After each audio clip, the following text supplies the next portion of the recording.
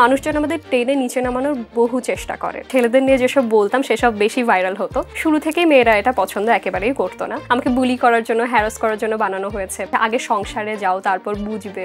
জয়িতা যে কথাগুলো আসলে সোশ্যাল মিডিয়াতে বলে পুরুষদের নিয়ে বা শাশুড়িকে নিয়ে, বাস্তবে অনেকটা এগুলোকে এক্সিস্ট করে।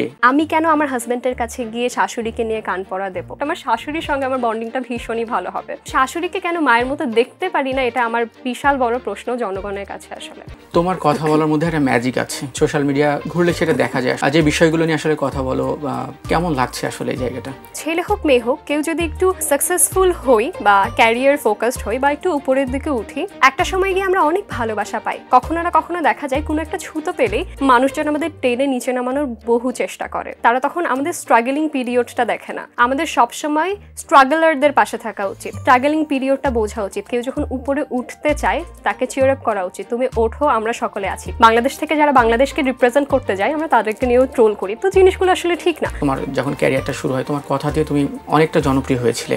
সকলেই আসলে এরকম একটা বউ চাই, প্রেমিকা চাই। ঠিক তার কিছুদিন পরে দেখলাম জয়িতা মুক্ত ফেসবুক চাই, বা এই যে জায়গাটা আসলে কেমন লাগছে? আসলে কেমন?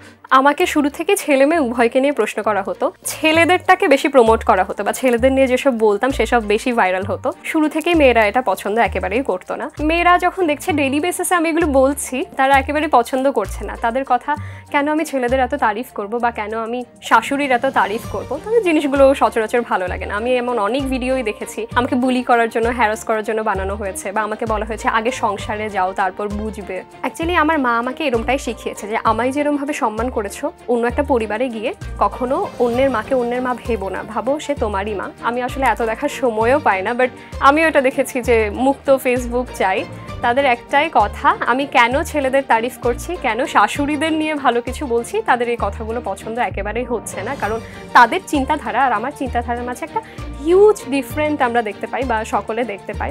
যার কারণে এখন আমাকে আমার বাবা মা যা শিখিয়েছে আমি সেটাই বলি সকলকে। অন্য কেউ তাদের সোশ্যালিজম বা তাদের সোসাইটি থেকে যা শিখেছে সেভাবেই নিজেদের রিপ্রেজেন্ট করে। জয়িতা যে কথাগুলো আসলে সোশ্যাল মিডিয়াতে বলে বা পুরুষদের নিয়ে বা শাশুড়িকে নিয়ে, বাস্তবে অনেকটা এগুলোকে এক্সিস্ট করে। আমাদের না হিউম্যান সাইকোলজিতে এটা বাংলাদেশের জনগণ ঢুকিয়েই নিয়েছে যে শাশুড়ি কখনো মা হতে পারে না। তুমি যদি তোমার শাশুড়িকে মায়ের মতো দেখো, শাশুড়ি তোমাকে মেয়ের মতো দেখতে বাধ্য। এমনটা না অন্যের পরিবারে গিয়েছি, একটু খোটা দিল, কল দিয়ে আম্মুকে বলে দিলাম আম্মু জানো এটা বলেছে সেটা, একদমই না। শাশুড়ি আমাদের বলে যে তোমার এই জিনিসটা আমার ভালো লাগেনি, এই জিনিসটাতে আমি কষ্ট পেয়েছি। আমি কেন আমার হাজবেন্ডের কাছে গিয়ে শাশুড়িকে নিয়ে কান পড়া দেবো? আমি জিনিসটা অবজার্ভ করবো, কোন জিনিসটা আমার খারাপ লেগেছে, সেই জিনিসটা আমি সলভ করার ট্রাই করবো।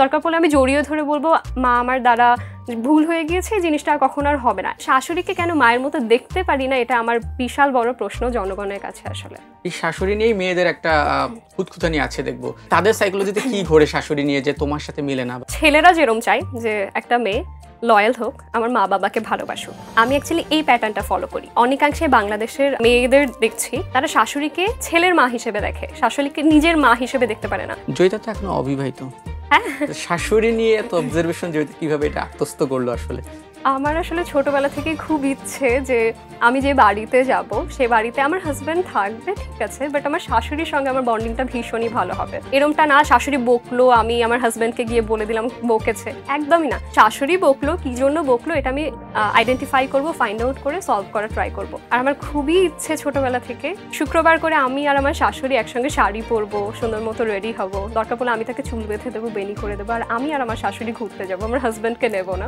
আমার সবসময় ইচ্ছে শাশুড়িকে আমি সবসময় মাথায় তুলে রাখবো।